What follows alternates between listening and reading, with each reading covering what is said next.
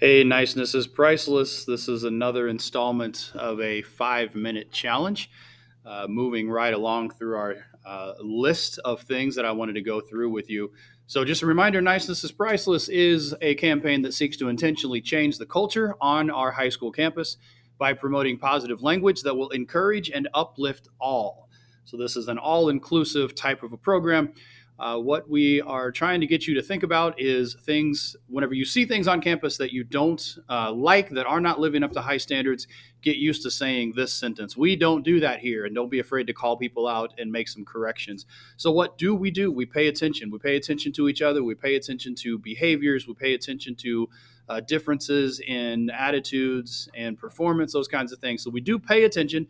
And we want to let people know that we are in their corner. We are here to try to support them. Trying to get this sentence to be our operating mantra. Let's work together. So we're going to make this part of our syntax, make this part of our language. Let's work together.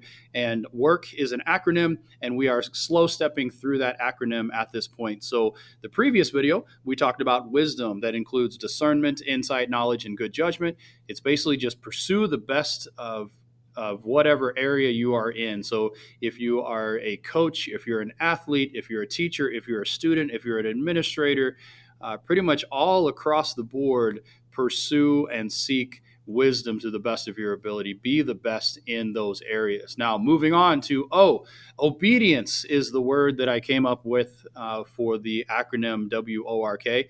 Obedience is one of those. I went back and forth with several different words, and I settled on obedience because it's the idea that we have expectations, we have standards, we have procedures that we follow.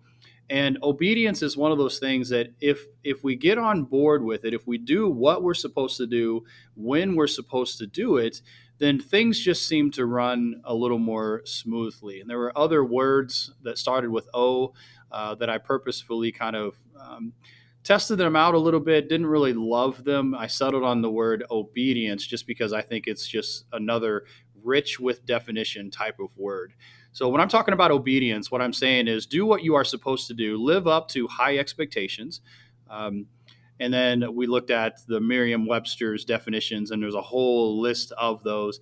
And a couple of those I've included here in this description to follow the commands or guidance of.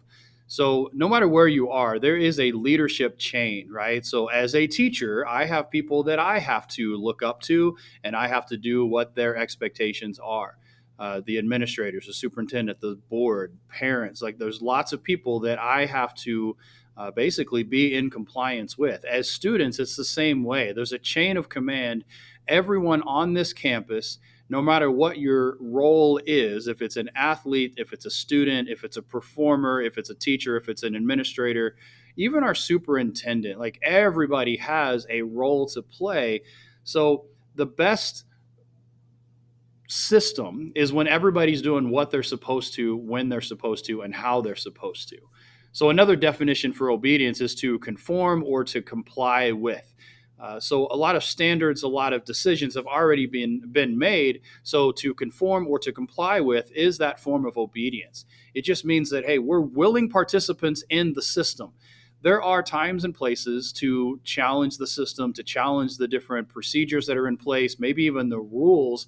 We're always looking at those and evaluating those. And there are ways to do that. But I'm talking about whenever it's time to get on the grind, it's time to be obedient to the system because lots of decisions have already been made. Letter C here says one way that we look at the benefits of obedience is following the directions. Consider the opposite and the other effects of that. So, the opposite word would be disobedience. So, what does disobedience mean? And how does that play out? Disobedience often comes in the form of ignoring directions, and oftentimes that leads to frustration, not only from the people in charge, but the other people that are would be considered peers. So, for example, in a classroom setting, if you're in a classroom and you're challenging what the teacher is telling you to do, not only is it frustrating for the teacher because you have a non-compliant student, but it's also frustrating for other peers in the room because they're not able to get the work done that they need to get done because you're causing some kind of frustration.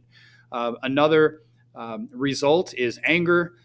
Continuing with that is resentment, hostility, lack of trust, chaos, loss of time or opportunity, apathy, depression. So there's so many things that are associated with disobedience. It doesn't seem like that would be a positive thing. So the idea of obedience is doing what you're supposed to when you're supposed to. And man, that was fast. I've been setting my timer for 5 minutes and that's already going off. So up wow, I almost used an old word there. So, Niceness is Priceless members. My challenge to you is to incorporate obedience into your life. Where are there areas that you already know that tough decisions have already been made? And all you really need to do is just do the thing that you're supposed to do, whether that's on an athletic field, whether it's in the classroom, whether it's in front of the classroom, or whether it's in front of large groups of people. Buy into the system when those decisions have already been made and just do what you're supposed to do when you're supposed to do. So, challenge number 2 in this stream is to be obedient. Good luck.